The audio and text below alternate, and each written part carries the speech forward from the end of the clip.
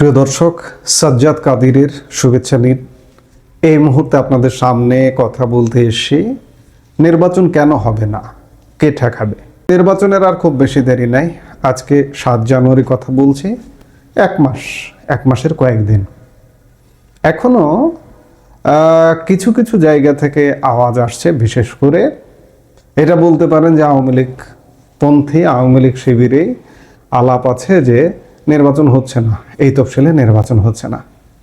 কিন্তু ভাই, বাস্তবতা এবং সত্য হচ্ছে, সত্যর চেয়েও সত্য, নির্বাচনটা কিন্তু হয়ে যাচ্ছে। গত 1.5 বছর ধরে আমরা এটা সেটা অনেক কিছু শুনেছি, দেখেছি, সম্ভাবনার কথাও দেখেছি, সম্ভাবনার কথাও বলেছি যে বাংলাদেশে সব দলের অংশগ্রহণে নির্বাচন হবে, একতরফা একপাক্ষিক নির্বাচন হবে না। বিভিন্ন পক্ষ থেকে এই নির্বাচন, একপাক্ষিক নির্বাচনের বিরুদ্ধে কথাও শুনেছি। দায়িত্বশীল পক্ষ থেকে যেখান থেকে নির্বাচন না হয় এমন ব্যবস্থা নিতে পারে, সেসব জায়গা থেকেও আমরা শুনেছি। ইনক্লুসিভ নির্বাচনের কথাও শুনেছি। কিন্তু নির্মম বাস্তবতা হলো যে আসলে নির্বাচনটা হয়ে যাচ্ছে। কিন্তু তারপরেও বলতে হয় যে নির্বাচন হবে না। যারা বলছেন যে নির্বাচনটা, আমি আগেও বলেছি, আবারও বলছি, নির্বাচনটা ঠেকিয়ে দেবে কে? ঠেকানোর কি কোনো পক্ষ, কোনো দৃশ্যমান পক্ষ আপনি এখন পর্যন্ত 1 মাস মাত্র আছে দেখতে পেয়েছেন? আপনি যদি ভেতরেও ঢোকেন, এমনি ওপেন উইন্ডোয় আপনি দেখছেন, তাকিয়ে আছেন, কিন্তু একদম ভেতরে যদি ঢোকেন, উইন্ডোর ভেতরে যদি অন্দরমহলে গিয়ে ঢোকেন, নির্বাচন হচ্ছে না এমন কোনো আলামত কি আছে? নেই।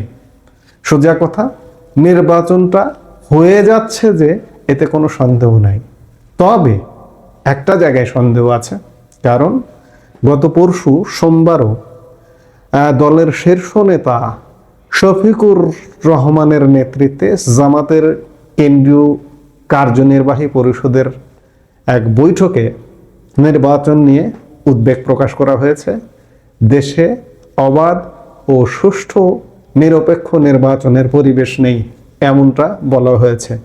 সোজা ভাষায় জামাত একটা উইন্ডো, একাধিক উইন্ডো, 3টা উইন্ডো, 4টা উইন্ডো ওপেন রেখেছে যে নির্বাচন প্রয়োজনে হবে না।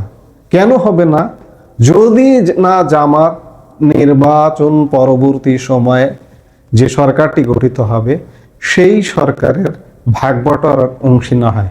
আমি এই কথাগুলো আগেও বলেছি, বারবার বলছি, নির্বাচন ঠেকিয়ে দেওয়ার মতো এই মুহূর্তে কোনো রাজনৈতিক দল নেই। আওয়ামী লীগ নেই এই মুহূর্তে, অন্তত পক্ষে আওয়ামী লীগ নেই। 1.5 বছরেও বাংলাদেশে একটা কিছু করবার মতো ক্ষমতা অর্জন করেনি। অথচ বাংলাদেশ আওয়ামী লীগকে চাইছে, বাংলাদেশের এই দুর্গতিপূর্ণ পরিস্থিতিতে আওয়ামী লীগকে চাইছে। কিন্তু সাংগঠনিকভাবে এতটাই করুণ অবস্থা, দেশে হতাশা তৈরি হয়েছে, কর্মীদের মধ্যে হতাশা তৈরি হয়েছে। আওয়ামী লীগের কতজন দেশের বাইরে চলে গেছেন? সবাই তো আওয়ামী লীগের দেশে আছেন। তাদের মধ্যে হতাশা তৈরি হয়ে গেছে। এবং যারা আওয়ামী লীগকে সাপোর্ট করবে, সহযোগিতা করবে, আমি যদি বৈশ্বিক গোষ্ঠীর কথা বলি, আন্তর্জাতিক গোষ্ঠীর কথা বলি, যে সব দলের অংশগ্রহণে বাংলাদেশের মাটিতে নির্বাচন হতে হবে। কিন্তু সব দল যে আওয়ামী লীগ, সব দলের প্রধান দল হচ্ছে আওয়ামী লীগ। যারা নাই এই নির্বাচনে, তাদের প্রধান দল আওয়ামী লীগ, আওয়ামী লীগের 14 দল। সেই আওয়ামী লীগ তো সাংগঠনিক ভিত্তির উপর দাঁড়িয়ে নেই। 1.5 বছরের এখন পর্যন্ত যে কর্মকাণ্ড, যে বডি ল্যাঙ্গুয়েজ, আওয়ামী লীগকে খুঁজে পাওয়া যায় না। আদৌ কবে খুঁজে পাওয়া যাবে? আজকে যদি 7 জানুয়ারি আপনি আওয়ামী লীগের কর্মকাণ্ড বিশ্লেষণ করেন, শুধু হতাশায় খুঁজে পাবেন। সেই জায়গা থেকে আওয়ামী লীগ নির্বাচন ঠেকিয়ে দেবে, এটা তো হবে না। সেনাবাহিনী ঠেকাবে? সেনাবাহিনী আওয়ামী লীগকে নিয়ে নির্বাচন করতে চাইবে? সেনাবাহিনীর মধ্যে কোনো ধরনের এ ধরনের লক্ষণ এই মুহূর্তে নেই। হ্যাঁ, একটা পক্ষ চায় যে বাংলাদেশে একটা ইনক্লুসিভ ইলেকশন হোক, কিন্তু সেই পক্ষটা যদি জিম্মি হয়ে যায়। কদিন আগে আওয়ামী লীগ যখন ক্ষমতায় ছিল, গাছের পাতাও আওয়ামী লীগ জয় বাংলা করতো। এখন তো সব বিএনপি করছে। যাই হোক, নির্বাচন একমাত্র বিএনপি এবং জামাত নিজেরা নিজেদের মধ্যে কনফ্লিক্ট তৈরি করে যদি ঠেকিয়ে দেয় তাহলেই সম্ভব। এছাড়া নির্বাচন যে হয়ে যাচ্ছে এতে কোনো সন্দেহ নাই। আমি আগেও বলেছি, আবারও বলছি যে নিজেরা ফাটাফাটি করেই নির্বাচনটা বন্ধ হতে পারে। গত সোমবার জামাতের কেন্দ্রীয় নির্বাহী পরিষদের বৈঠক পরবর্তী সময়ে এক প্রেস বিজ্ঞপ্তি প্রকাশ করেছে জামাত। সেখানে দেশের আইন শৃঙ্খলা পরিস্থিতি নিয়ে উদ্বেগ প্রকাশ করার পাশাপাশি দলদাস সরকারি কর্মকর্তা, প্রশাসনের নিরপেক্ষতা ইত্যাদি বিষয়ে প্রশ্ন তোলা হয়েছে। বিস্তারিত বিবৃতিতে বলা হয়েছে, দেশে অবাধ, সুষ্ঠু ও নিরপেক্ষ নির্বাচনের পরিবেশ এখনো সৃষ্টি হয়নি। প্রশাসনের মধ্যে কিছু কিছু সরকারি কর্মকর্তা একটি বিশেষ দলের পক্ষে কাজ করছে বলে বিভিন্ন স্থান থেকে অভিযোগ আসছে।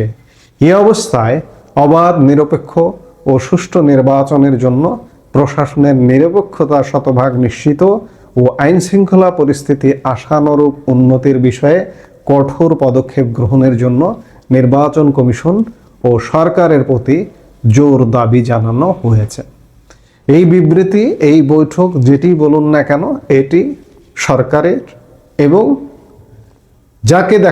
যাদেরকে দেখা যাচ্ছে যে ক্ষমতায় বসানো, তাদের উপরে একটা প্রচ্ছন্ন চাপ রাখবার জন্য। আমি কদিন আগেও বলেছিলাম যে একটা মৃত্যু জামাতের হিসাব নিকাশ কিন্তু পাল্টে দিয়েছে।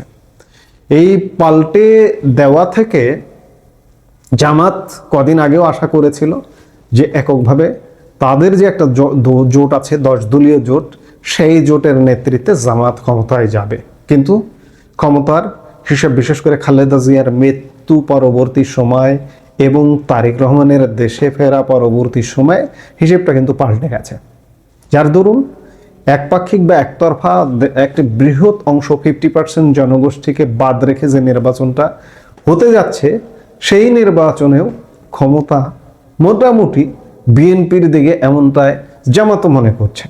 যার দরুন জামাত ইতিমধ্যেই খালেদা জিয়ার জানাজার দিন থেকেই জামাত আমির শফিকুর রহমান সুর তুলেছেন যে আগামী 5 বছর অন্তত পক্ষে একটা ঐক্যের সরকার হোক। খালেদা জিয়ার জানাজার দিন জামাত আমির রয়টার্সকে সাক্ষাৎকার দিয়ে এটি বলেছিলেন।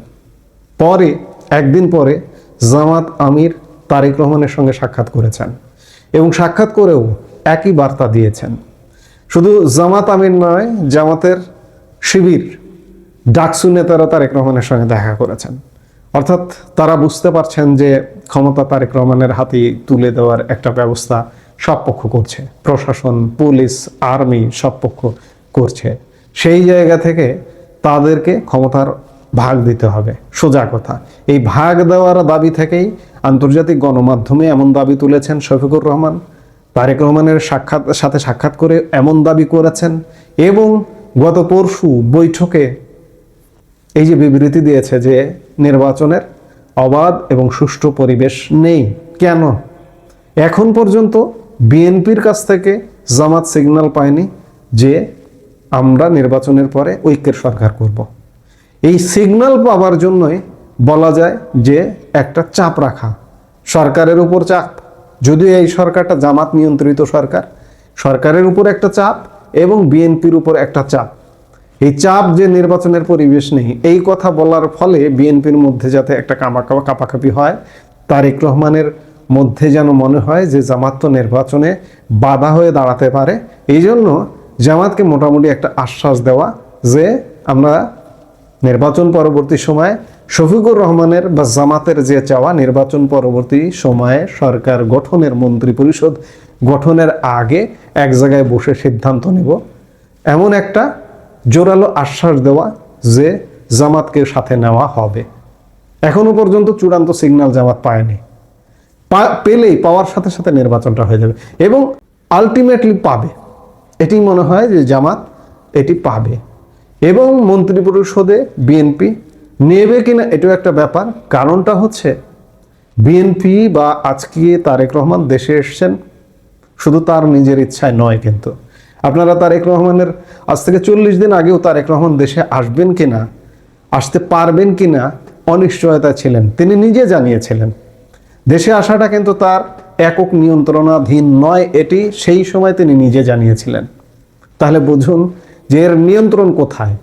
এই যাদের হাতে নিয়ন্ত্রণ তারা জামাতকে সাথে নিয়ে মন্ত্রিসভা গঠন করুক, এটি চাইবে না।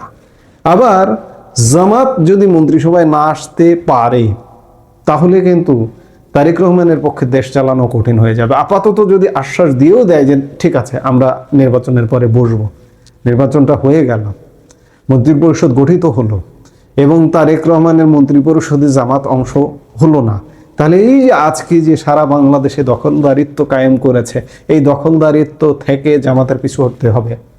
জামাত কি এটা চাইবে? চাইবে না।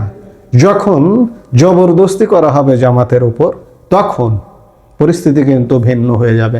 কাউকে লাগবে না, আওয়ামী লীগ এরকম যে সাইড লাইনে আছে সাইড লাইনে থাকবে, জামাতই উত্তপ্ত করে ছাড়বে পরিস্থিতি। তখন তারেক রহমানের জন্য দেশ চালানো কঠিন হয়ে যাবে এবং তখন কি করতে হবে? অ্যাকশানে যেতে হবে, জামাতের বিরুদ্ধে অ্যাকশানে। এবং অ্যাকশানে যেতে গিয়ে আরও তটস্থ করে মারবে। এবং অন্যদিকে চাপ আছে, আন্তর্জাতিক চাপ আছে। অন্যদিকে যদি আওয়ামী লীগকে উন্মুক্ত করে না দেয় তাহলে সত্যিকার অর্থে সব কিছু মিলে তারেক রহমানের দেশ চালানো কঠিন হবে। নির্বাচনটা হয়ে যাবে, আমরা বলছি যে নির্বাচন হবে, কিন্তু সেই নির্বাচিত সরকার কতদিন দেশ চালাবে এই ব্যাপারে যথেষ্ট সন্দেহ আছে। কয়েক মাসের বেশি মনে হয় চালাতে পারবে না। কারণটা হচ্ছে বহুমুখী চ্যালেঞ্জ আছে। যাদের প্রেসক্রিপশনে তারেক রহমান এসছে তাদের প্রেসক্রিপশন অনুযায়ী যদি তারেক রহমান কাজ না করেন তাহলে তিনি দেশ চালাতে পারবেন না।